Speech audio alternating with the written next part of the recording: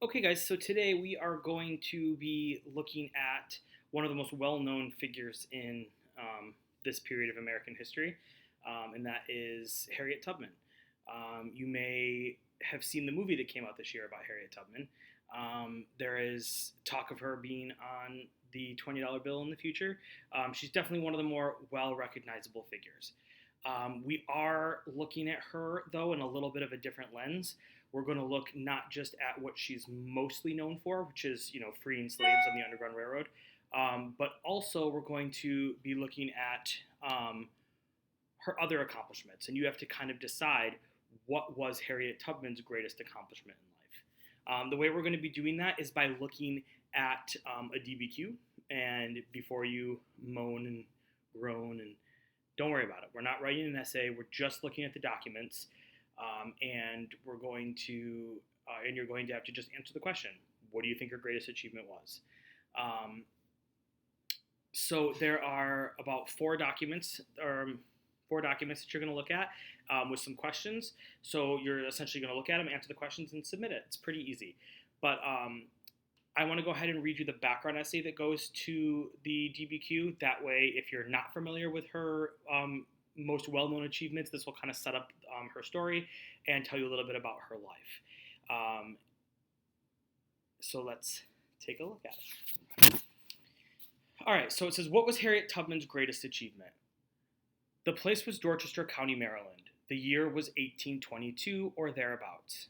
The event, little Arnemita Ross was born into slavery. From the beginning, it was clear that she was tough. At 5 years of age, Minty Ross was hired out to do childcare. By the age of 12, she was doing field work and hauling logs. In Minty's own words, I grew up like a neglected weed. Despite a loving mother, those were hard years. Like so many slaves, Arnemita lived in fear that she would be separated from her family. After the Atlantic slave trade ended in 1808, great pressure was put on Maryland's eastern shore to provide slaves for the cotton fields in the Deep South.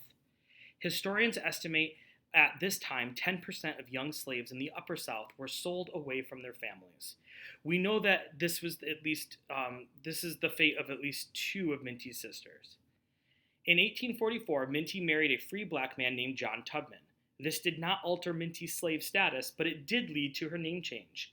Taking her mother's first name and her husband's last, Minty Ross became Harriet Tubman. When her master died in 1849, Harriet made a life-changing decision. I had reasoned this out in my mind. There was one of two things I had the right to do, liberty or death. If I could not have one, I would not have the other. Harriet decided to run.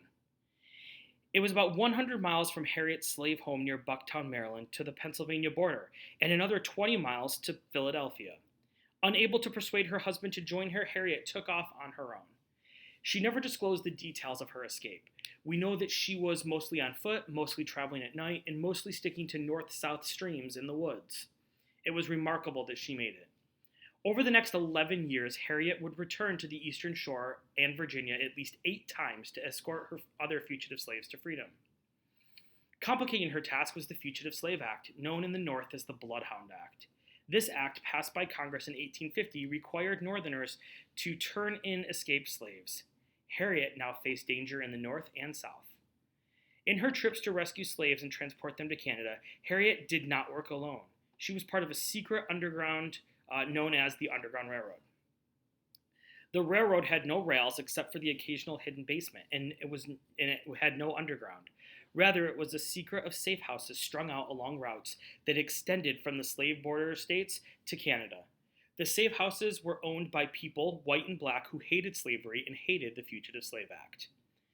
This mini-Q includes documents on Harriet's work with the Underground Railroad, but Harriet's life stretched over 90 years.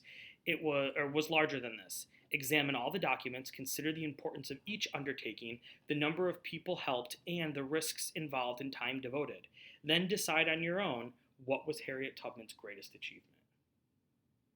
So guys, you're going to see that she did lots of kind of amazing things. Keep in mind, right, 90 years she lived, which is old by our standards, but in the 1800s, that was incredibly old. She actually dies the same year that Rosa Parks is born. So that just gives you kind of an indication of how long her life was.